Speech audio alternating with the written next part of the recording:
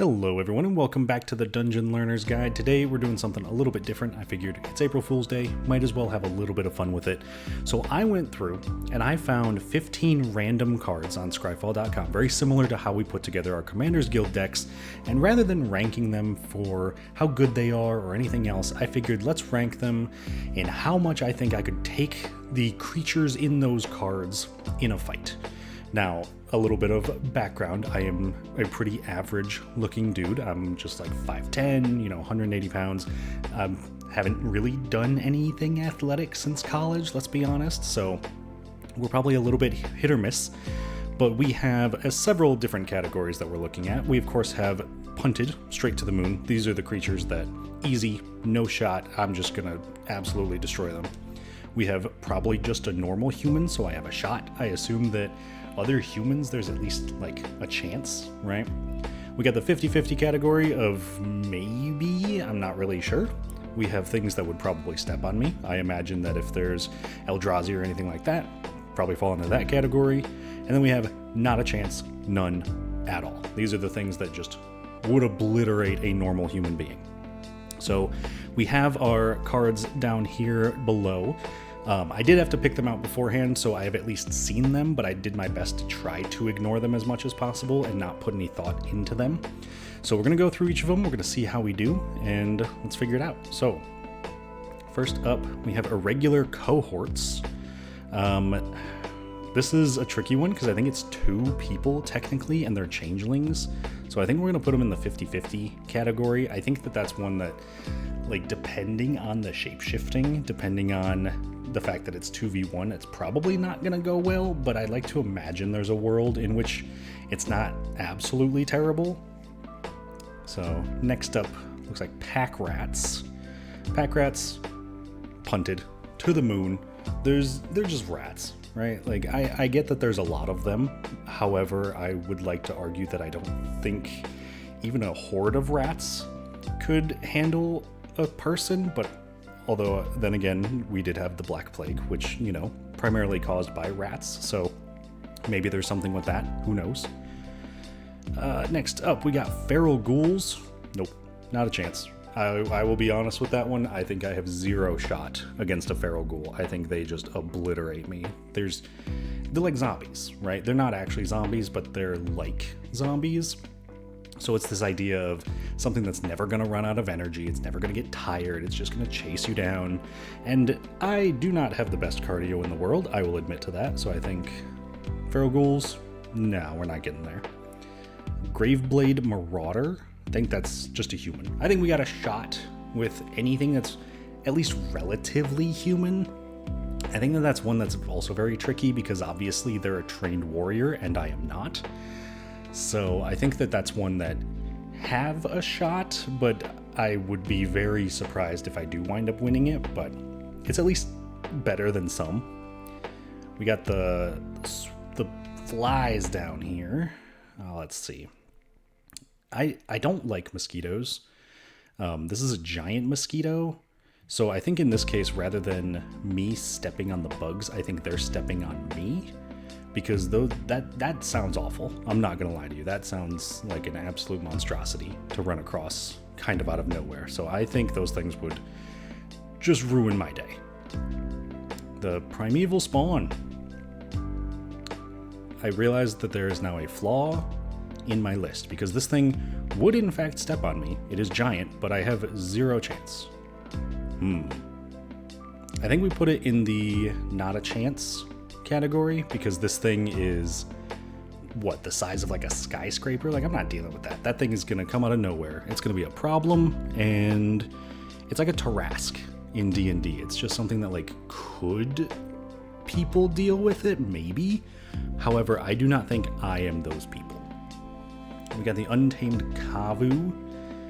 I think that one would step on me. I think, because looking at the art, you can see like the little people in the background. There's no way that just one person takes that thing on, right? Unless it's like one of those situations where it's sleeping and you just like sneak up to it.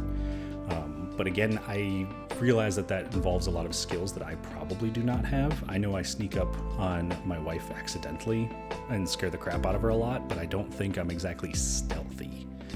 So We're gonna go with a no on that one. All right, the thrill kill.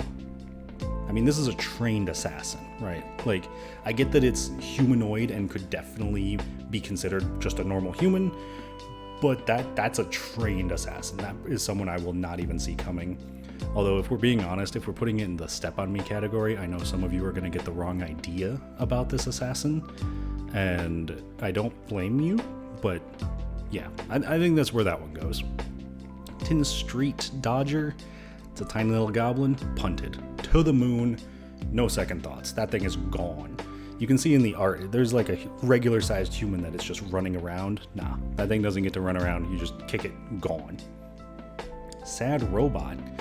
And specifically, this is, I think, the Doctor Who Sad Robot. Oops, I accidentally put it in 50-50. I'm not putting that in 50-50. I don't know anything about Doctor Who, but I'm putting it in the punted category. This thing is, it looks so sad and so small, and like there's nothing it can do, right?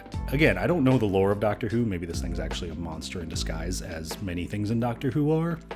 But I think this is one that it's just no category. It's just gone. We have the Clown Girl. Honestly, I would love to put her in the just a normal human so I have a shot. But let's be real. She's a clown. We're going to put her in the not a chance category. I don't think there's a world in which I beat a clown in a fight. I think even beyond the realm of like normal clowns that just might like squirt water on you or make balloon animals, all of these, in this case, space clowns, I feel like have so much more going for them. There's nothing that I'm doing in that category. We're not dealing with that one. I don't trust her. I think she would kill me. Nah.